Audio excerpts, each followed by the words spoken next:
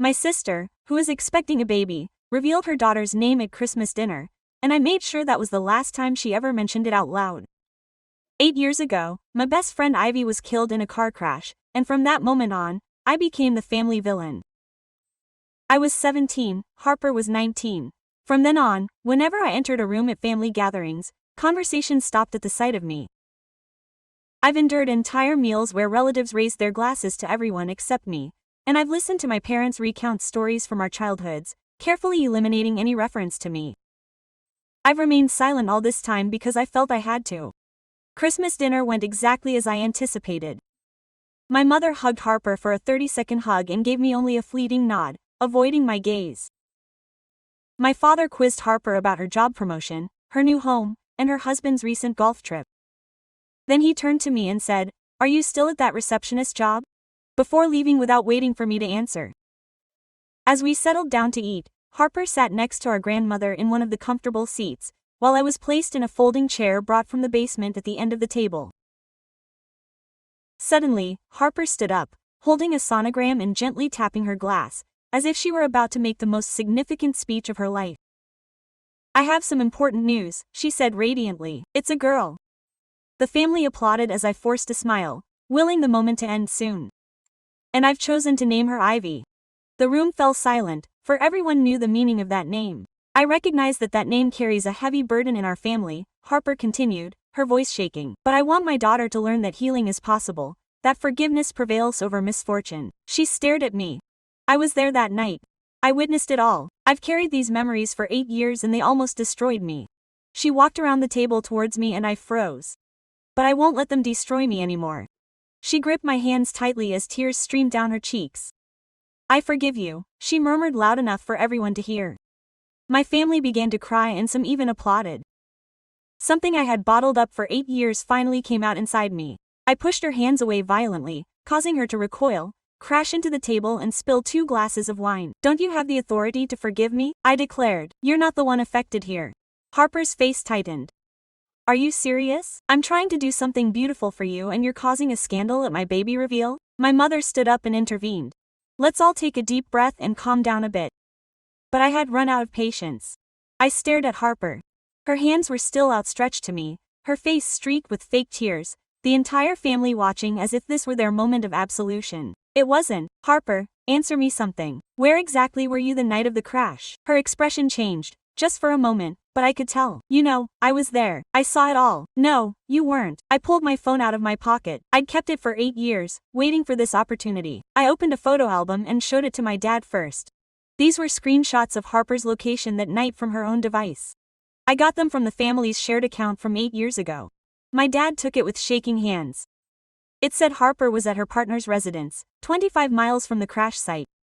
Harper stepped back. "Of course. That's not true. I turned off the location. You didn't do that until 11:30. The crash happened at 9:15. Where did you get that?" My mother asked. "Because I filed everything away. Messages, photographs, evidence. 8 years.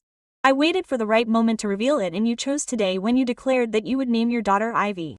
Harper looked at her husband. He regarded her as if she were a stranger. "Honey, this is a mistake. I was there, I assure you."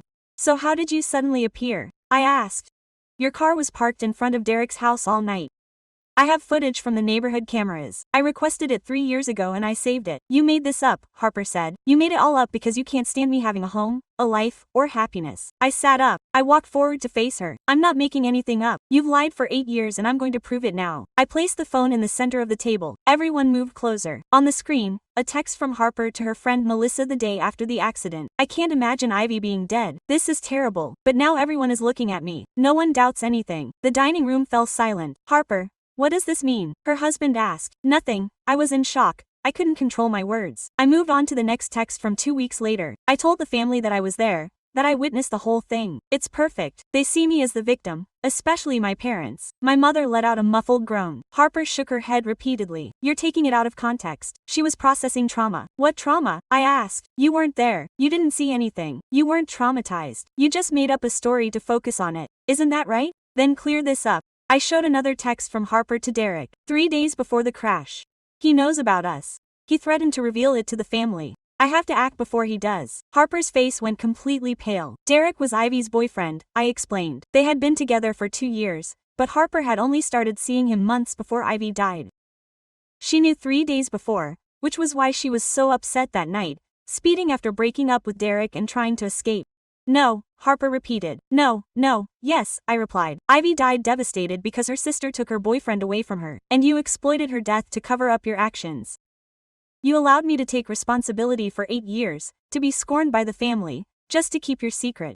My grandmother stood up. At 82, she looked endowed with youthful vigor. Harper, look at me. She looked up, her tears genuine. It's true now, Grandma. It's true for me. Harper nodded slightly, but it was enough. My grandmother slapped her. The echo reverberated. Monster. You're a monster. Harper's husband stood up. I'm leaving. I can't stand this. Love, wait, don't call me love anymore. He slammed the door. Harper followed him, but he was already driving away. She went back into the living room. Everyone watched her with horror and revulsion, without mercy. I'm sorry, Musito. I'm so sorry. Don't tell us, I replied. Tell Ivy. But you can't because she's dead. My father finally spoke. His voice broke. How did you do this to us? He was jealous. Ivy was superior in every way, more attractive, smarter. Everyone wanted her. When Derek chose me, for the first time I had something of his. That's how you ruined his relationship, and when he died you used it to your advantage. It wasn't intentional. I loved her. You didn't envy her. And you intend to name your daughter after her, as if it erased your actions? Harper collapsed on the floor, squeezing inconsolably, but no one comforted her. My mother looked at me. Since when did you know? 3 years ago I hired a private detective. He found everything. Texts, statements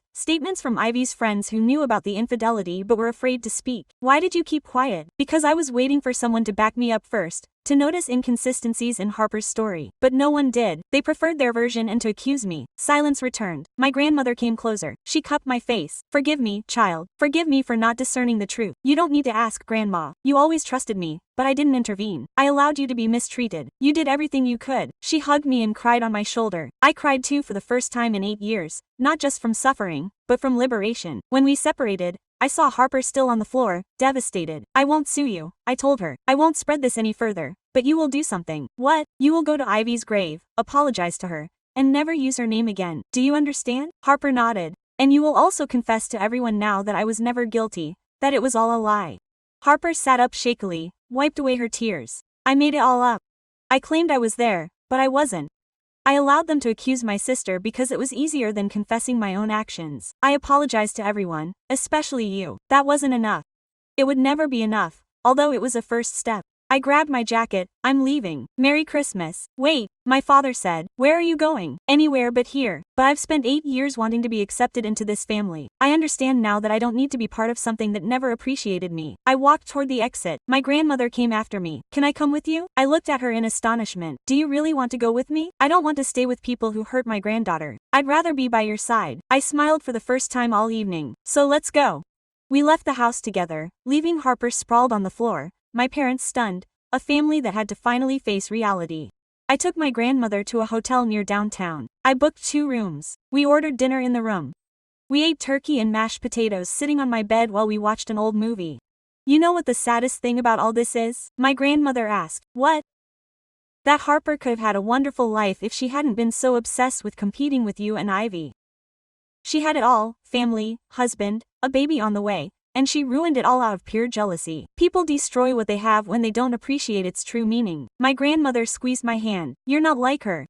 You know how to value things, that's why you'll make it. I hope so. It's not just desire, it's confidence. I know you well. You're so much stronger than all of them put together. I fell asleep that night feeling something I hadn't felt in years. Serenity. It wasn't full joy yet, but it was serenity. And for the moment, that was enough. The next day I woke up to 32 messages. Most of them came from relatives who had heard what had happened. Some demanded clarification, others apologized. A few defended Harper. I deleted all of them without finishing reading them. However, there was one that I couldn't get past. It came from Ivy's mother. I have to see you. Please, there's something important you need to know. Ivy's mother lived in a modest apartment across town. I hadn't spoken to her since the funeral. 8 years of total silence. When I opened the door, I was struck by how much she had aged. Her hair was now completely gray, with deep wrinkles around her eyes. I went in. The place smelled of freshly brewed coffee and scented candles. There were pictures of Ivy everywhere, in the living room, on the walls, on the dining room table. Thank you for agreeing to come. Your message sounded urgent. She settled down on the couch. I took a seat across from her in an armchair. News reached me about what had happened at Christmas dinner. Your Aunt Carmen called me and told me everything in detail. Do you know my Aunt Carmen? We became friends after the funeral. She was the only one in your family who came to see me, who took an interest in my condition. I had no idea. There are many things you don't know. That's why I wanted to see you. She stood up and went to her bedroom. She returned with an old shoebox, which she placed on the table between them. Ivy had kept a diary from the age of 14 until the day before she died. I've kept it all this time. I never dared open it. I was terrified of what I might discover. Why are you giving it to me now? Because your aunt told me that you finally confronted Harper, that you revealed the truth. I think you deserve to know the whole story. Not just what Harper did, but also how Ivy felt. I opened the box. Inside were 5 notebooks filled with Ivy's handwriting.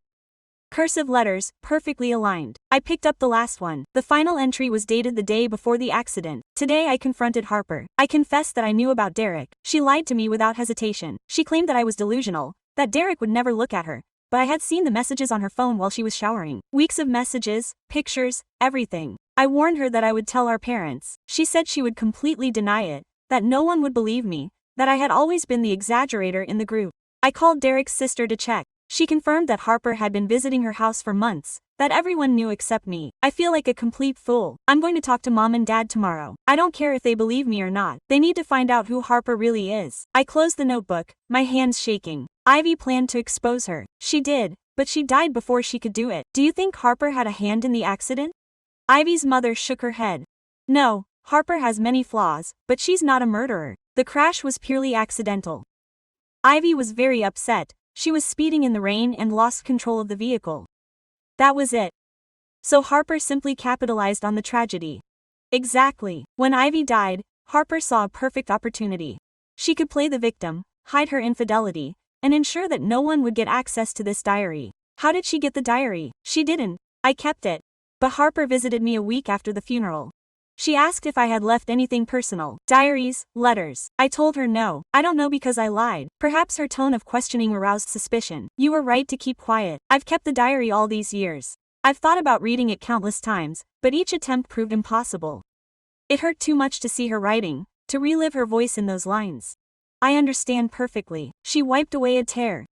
When your aunt told me the events, I knew it was time for someone else to read it. Someone who could use this information for a positive purpose. What do you expect me to do with it? Whatever you see fit. You can show it to your family, you can file it away, you can even destroy it. It belongs to you now. I looked at the box. 5 notebooks. 8 years of Ivy's existence. Can I ask you a question? Go ahead. Have you ever blamed me for the accident? Ivy's mother looked me straight in the eye. Never, not for a second. You had no part in what happened. Ivy was upset about Harper, not you. Why did you keep quiet? Because I was devastated too. I had just lost my daughter, and I thought that eventually your family would discover the truth on their own, but they didn't. No, they preferred to cling to a convenient lie rather than accept the painful truth. We were silent for a while. There's another thing you should know. Derek visited me 2 years ago. He confessed to me that Harper had seduced him, that he loved Ivy, but he had been weak. What did you say? That his remorse wouldn't bring my daughter back? Does he know about the diary? No, no one did. Only you and your Aunt Carmen. I stood up, holding the box. Thank you for putting your trust in me. Thank you for honoring my daughter's memory, for preventing Harper from using her name anymore. We hugged. It was brief, but genuine. When I got to the car, I called my grandmother. Where are you? At home. Your parents came by to talk. I told them I didn't want to see them. I'm on my way. I have something you should see. I drove straight to my grandmother's house. When I got there, she had tea ready. We settled into the kitchen. I showed her the final notebook. I read her the last entry. My grandmother shed tears. That poor girl was going to act justly.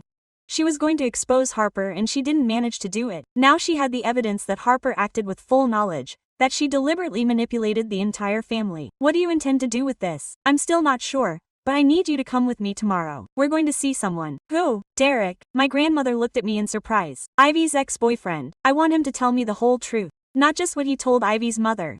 I need precise details about Harper's exact role in this story, and if he refuses to talk, I will show him this journal and offer him a choice: to tell me of his own free will or face the repercussions in public. My grandmother smiled a small but proud smile. My granddaughter is no longer satisfied with her actions. In fact, I spent the rest of the day reading the journal. In a note from 6 months before the accident, Ivy had written, Harper has been acting strange lately, always asking about Derek. She always wants to know our plans. I don't know if I'm imagining things or if something is really going on. She didn't imagine anything. Her intuition told her the truth.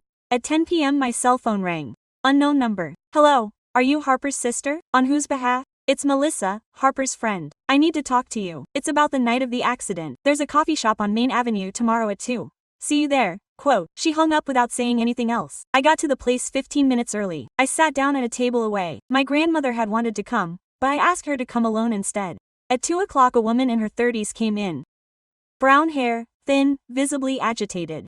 I waved her over. She came over immediately. Thank you for accepting. Get to the point, it seems urgent. Melissa took out her cell phone and put it on the table. Harper and we were inseparable since high school. That's why I know what I'm about to tell you is true. Go ahead, I can hear you. The night of the accident, Harper called me. It was 11 a.m. She was crying uncontrollably. She told me that Ivy had died, that it had been a terrible accident, that she was devastated. I asked her where she was when it happened. She told me that she had been with Derek, that they had spent the whole evening together, that she had found out through a text message from your mother. That proved that she had not been at the scene of the crash. Wait a minute, the worst is yet to come. 2 days later we met. She confessed to me that she planned to tell your family, that she had witnessed the accident, that she had seen everything. I asked her why she was making that up. She explained that it was essential, that if your family found out that she had been with Derek, the affair would come to light and then everyone would understand that she had provoked Ivy's state of mind before the crash. So she had planned it from the beginning, from the very beginning. Yes, she made me swear to her that I would never reveal anything. Warned her that if she opened her mouth our friendship would end, and since we were so close, she did. I kept that secret hidden for 8 years. Why are you deciding to talk now? Melissa lowered her head.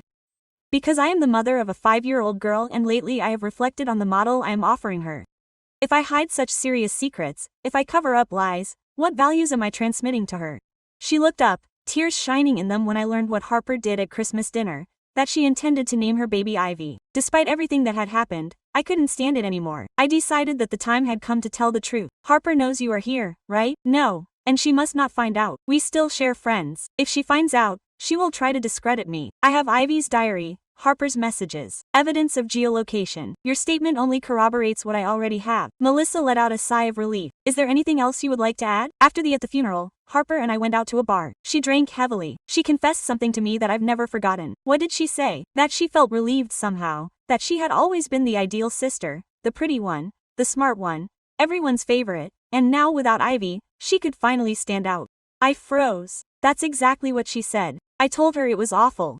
She laughed. She said she was just being honest, that everyone thought the same thing, but no one said it openly. Do you have any proof of that conversation? It wasn't private, but I can swear to anyone I have to. I pulled out my phone and turned on the recorder. Could you repeat everything you've told me so I can get it on record? Melissa nodded. She recounted the whole story. Harper's call, the night of the accident, her admission of deceiving the family, the phrase at the bar, everything. When she was done, I put the phone away. Thank you. This is extremely helpful. What are you planning to do? I haven't done it yet. I know, but it required all the pieces of the puzzle. I just beg you not to mention my name. I'm scared of Harper. I'll do what I can. Melissa stood up and hurried away. I stood there absorbing what I had heard. Harper had not only lied, she had taken advantage of Abby's death. I called my grandmother. How did it go? I have everything I needed. Now it's Derek's turn. Derek lived in a quiet residential neighborhood, large house, 2 cars in the garage. I rang the doorbell. A man in his 30s answered. He looked exhausted. Derek, who are you? I'm Ivy's little sister. I need to talk to you. His face drained of color. This is not a good time. I don't care. Either we talk now, or I talk to your wife first. I went in without waiting for an invitation. My grandmother walked me out. Derek closed the door. We settled into the living room. Derek looked like he wished he was anywhere else. What are you looking for? I want you to tell me the whole truth about you and Harper. I've already talked to you about this. Ivy's mother 2 years ago. Yes, but you didn't tell her everything. You told her that Harper bullied you, that you were weak, but you left out the details. There are no more details. I pulled out Ivy's journal. This suggests otherwise. Ivy wrote down that you were the one who initiated the relationship with Harper, that you sought her out first. That's true. Derek was silent. Answer. Okay, yes, I started it. Ivy and I were going through a difficult time. She was absorbed in college. We barely spent any time together. Harper was always there for you. It was simple. You let Ivy blame only Harper. It was simpler that way. Cowardly, I admit. My grandmother intervened for the first time. Did you know that Harper used Ivy's death to cover up the affair? Derek nodded. I found out later. Harper called me when she decided to lie. She told me it was to protect both of us. I warned her it was a terrible idea, but she didn't listen. And you didn't do anything. What could I do? Ivy already she was dead. Confessing wouldn't bring her back. How convenient. Derek ran his hand over his face. I know I was a coward, but I carry that guilt with me every day. Your guilt doesn't matter to me. What matters is the truth. I've already given you the whole truth. I need you to tell me exactly what happened the night of the accident.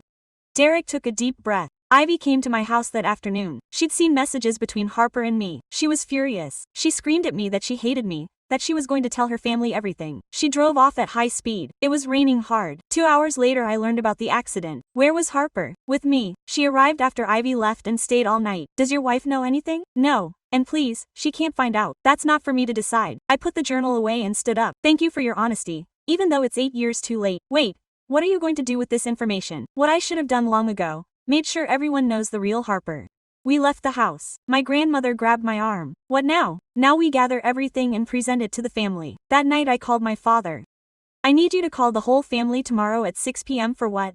They're going to discover something crucial. Harper has to be there. Harper is very upset. Her husband left her. Perfect. Then she'll come. I hung up without giving her a chance to reply. The next day I organized everything. I printed out excerpts from Ivy's journal. I printed out Harper's messages to Melissa. I prepared Melissa's recording. I prepared Derek's. Everything was organized in a folder. My grandmother watched me from the couch. Are you sure? Absolutely. This is going to destroy Harper. Harper destroyed herself. I'm just revealing the truth. The family could turn against you. Then I'll know who they really are. We arrived at my parents' house at 6. Everyone was there. My father, my mother, Harper, my Aunt Carmen, my cousins. Harper was on the couch. She looked terrible, her eyes swollen, without makeup. She looked at me as I entered. There was fear in her eyes. Thank you for coming. Today you will get answers about what happened at Christmas. My father cleared his throat. This family loves you. What happened 8 years ago was a misunderstanding. It wasn't a misunderstanding. It was a calculated lie. I placed the folder on the center table. For 8 years, they treated me as if I caused Ivy's death. They pushed me away, ignored me, all because Harper claimed to have seen the whole thing. I pulled out the location papers. These prove that Harper was 25 miles away at Derek's house, Ivy's boyfriend. My mother took the papers with shaking hands. Harper had been in a relationship with Derek for 6 months. Ivy knew about it 3 days before he died, which is why she was so upset that night. I pulled out the journal. This is Ivy's journal. I handed it to my father. He read aloud the last entry about the confrontation with Harper.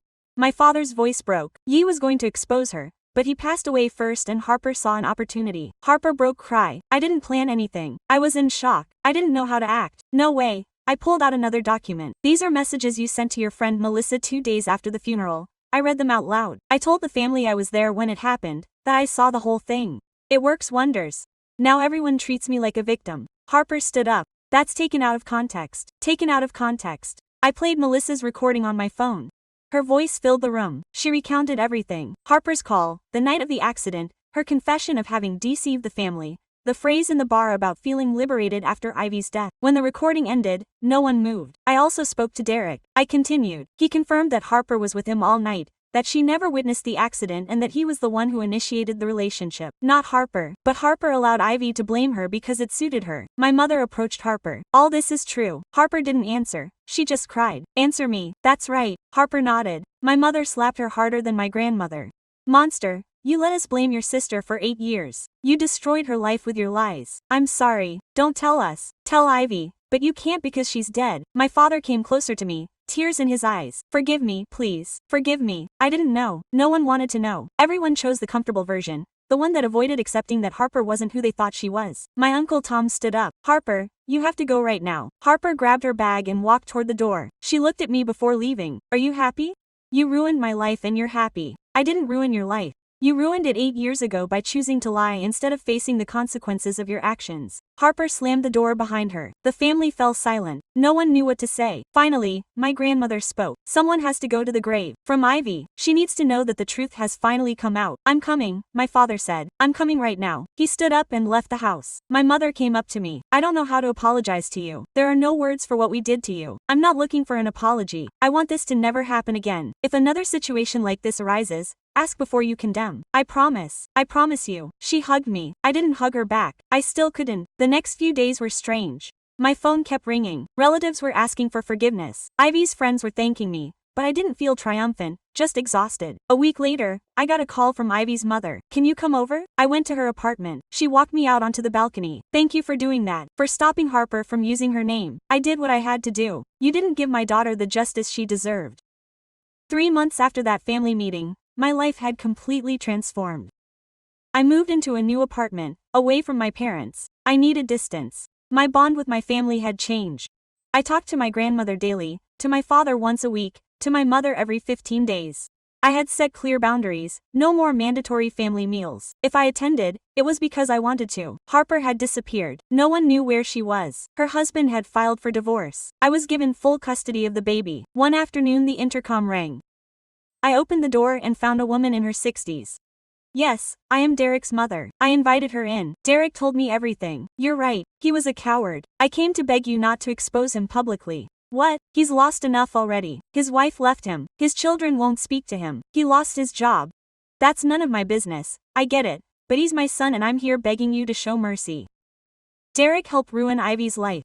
He helped Harper deceive. And you expect me to feel pity. I'm not saying he doesn't deserve punishment. He's suffering. But revealing it publicly would destroy him completely. I remained silent, reflecting. I have no intention of exposing Derek. It never was. My goal was Harper and I'm done with her. Derek's mother sighed in relief. Thank you very much. But if Derek tries to contact me again, if he tries to defend himself or apologize, then I will reconsider my decision. Do you understand? Do you understand? You won't hear from us again. She got up and left quickly.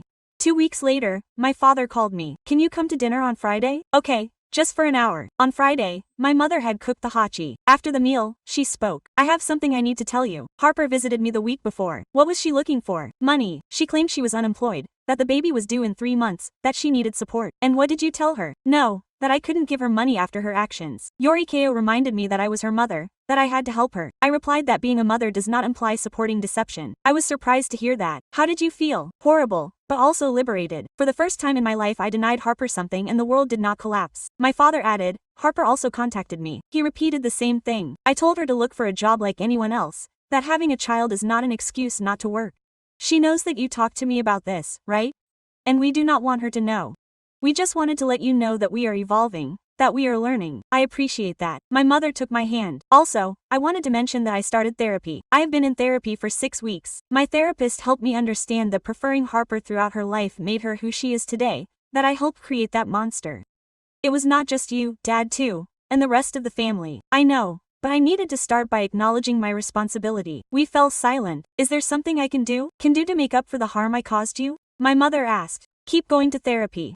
Keep setting boundaries with Harper, and when the baby is born, don't let Harper use it to manipulate you. I swear. The following month, my grandmother invited me over for dinner. Your mother called me. Harper is desperate for funds. She's asked everyone. No one has given her anything. How is she doing? Badly. She had an anxiety attack. She was hospitalized for a day. Should I sympathize? I'm not asking for your sympathy. I'm just letting you know what's going on. Did you give her money? No. I told her the same thing everyone else did, which was to get a job. Okay. My grandmother looked at me seriously. Can I ask you a question? Go ahead. Are you feeling better now that the truth is out? I honestly don't know.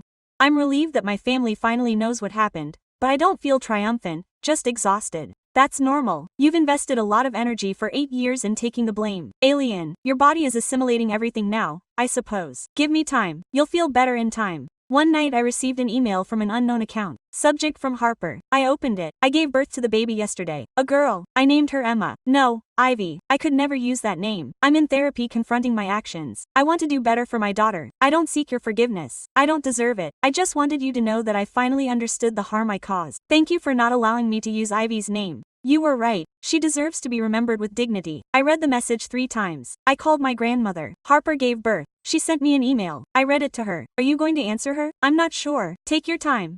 I closed the computer. It was raining outside like the night she died. I remembered the 8 years of silence, Harper's deception, my family's blindness, and I remembered Ivy, her diary, her suffering. She had fulfilled what she had promised. I had given Ivy justice. I didn't answer Harper's email. Maybe someday, but not today. Today I just needed to breathe.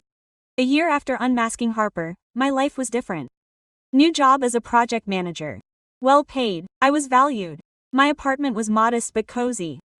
Walls adorned with images of places I longed to visit. No family photos, no relationship with my parents. Polite but distant. I saw them once a month, always in public places. My grandmother was still my favorite. I visited her weekly. Harper worked as an administrative assistant. She lived alone with Emma. Her father paid child support, but they didn't keep in touch. One afternoon, as I was ordering coffee, Someone tapped me on the shoulder. It was Melissa. Hello, have you heard from Harper? No, just what my mother mentioned. I saw her 2 weeks ago with the baby. Lucia, exhausted. Did you talk to her? I asked. She walked away. We said goodbye. I probably wouldn't see her again. 2 months later, my father told me that she was pregnant. Called. Your grandmother is in the hospital. She had a stroke. You need to come. I got to the hospital in 20 minutes. My father, mother, and Harper were there. What is she doing here? Grandma asked to see her. I walked into the room. Harper followed me. Wait, I don't have anything to tell you. But I do have something to tell you. I stopped but didn't turn around. I know you hate me, and I get it. I deserve it. But I want you to know that I'm working on getting better. I'm in therapy 3 times a week. I'm coming to terms with everything I've done. And every night before I go to sleep I apologize to Ivy. I know she can't hear me, but I need to. I turned to look at her. She looked different, older, more tired, but also more real. Why are you telling me? Because when Grandma wakes up she's going to ask you if we're okay. And I want you to be able to tell her the truth that we're not, but I'm trying. I'm not going to lie to Grandma for you. I'm not asking you to meanwhile. I ask you to give her hope. She loves us both and she's sick. She doesn't need any more stress. You should have considered that 8 years ago. I know, and if I could go back, I would. But I can't. All I can do is try to change now. I went into my grandmother's room. She was hooked up to machines sleeping. She looked vulnerable. I sat down next to her. I took her hand. Grandma, it's me. I'm here. Her eyes opened slowly. My daughter, I'm here. Harper's outside. Tell her to come in. I want you both here. My father brought Harper in. She moved to the other side of the bed. My grandmother said in a fragile voice. I don't want to leave knowing that you're at odds. You're not leaving, I said. We all leave someday and when I leave, I want to do it calmly. Harper started to cry. Grandma, I'm sorry. I'm sorry for everything I did. I know, my daughter, but don't apologize to me. Ask your sister. Harper looked at me. I don't expect you to forgive me. I just want you to know that I'm sorry. I'm sorry I accused you. I'm sorry I lied. I'm sorry I used Ivy's death to my advantage.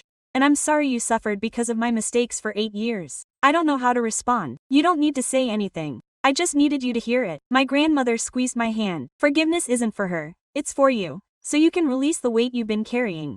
I'm not ready to forgive. It shouldn't be today, just someday. We spent 3 hours in that hospital. My grandmother recovered. The doctors said it was a mild heart attack, that she would be fine with treatment. When I left the hospital, Harper was waiting for me in the parking lot. Can I show you something? It depends on what. She opened her phone and showed me a photo. It was her. She had wavy brown hair. Big eyes. She looks like Ivy. I said without thinking. I know. That's why every time I look at her I remember my actions. It's my daily reminder. It's not a punishment. She's your daughter. To me, she's both. She put her phone away. I won't bother you anymore. I just wanted you to know that I'm trying and that if you ever decide to give me a chance, I'll be ready. She left without waiting for an answer. That night I thought about everything, about Ivy, about Harper, about 8 years of suffering, and I remembered what my grandmother had said, that forgiveness was for me. Maybe she was right. Maybe one day I would be able to forgive in order to move forward without burdens, but today was not the day. Today I accepted that the truth had emerged, that Ivy had gotten justice, that Harper was paying the price and that I had survived. That was enough. I opened my laptop and wrote to Ivy's mother. The truth was revealed. Harper lost everything. She is trying to change. Ivy can rest in peace. Her name was protected. Her memory was respected. I sent the message. I looked out the window. The city was shining. Somewhere, Harper was with Emma, trying to get better. It was none of my business. I had done my part. Now it was time to live without guilt, without the burdens of others, and perhaps one day I would be able to forgive. But first I needed to learn to be at peace with myself, and that was beginning to happen. Yeah,